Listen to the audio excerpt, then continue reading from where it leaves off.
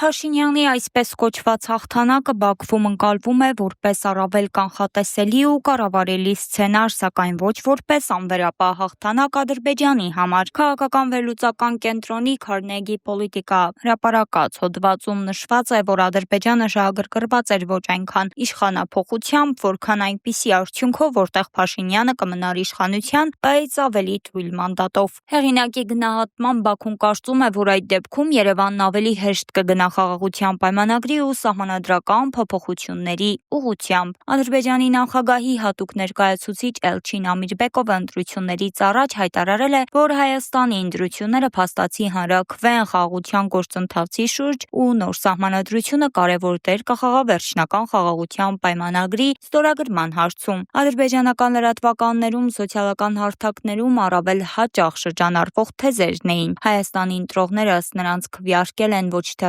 ռևանշի, այլ խաղաղության օգտին։ Փաշինյանի հաղթանակը դիտարկվում է որպես 20 թվականից հետո ձևավորված նոր տարածաշրջանային իրողությունների ընդունում եւ միաժամանակ նշվում է, որ նա չունի այնպիսի գերակշիռ մեծամասնություն, որը թույլ կտա առանց դժվարության փոխել սահմանադրությունը կամ արագ ավարտին հասցնել բոլոր բանակցային գործընթացները։ Իսկ շնորհավորանքների շարքից Փաշինյանի հաղթանակով ոգևորված է Ադրբեջանի արտաքին գործերի նախկին նախարար Թովֆիկ Զուլֆուգարովը, բայց այս դեպքում նա ոչ թե շնորհավորել է Փաշինյանին, այլ ադրբեջանցիներին Փաշինյանի հաղթանակի կապակցությամբ։ Վերջինս մասնավորապես գրել է. «Շնորհավորում եմ ադրբեջանի քաղաքացիներին այն բանի համար, որ Երկաթե Բրունսկը 5 տարվա ընթացքում Հայաստանի քաղաքացիների մոտավորապես 50%-ի մոտ բուժել է միացում կոչվող քաղաքական շիզոֆրենիան։ Պետք է շարունակել բուժման այդ գործընթացը», նշել է նա։ Նշենք, որ միացում ասելով նախկին նախարարը նկատի ունի Ղարաբաղյան շարժումը, միացում կամ միացում շարժում անվանումով, որը տրվել է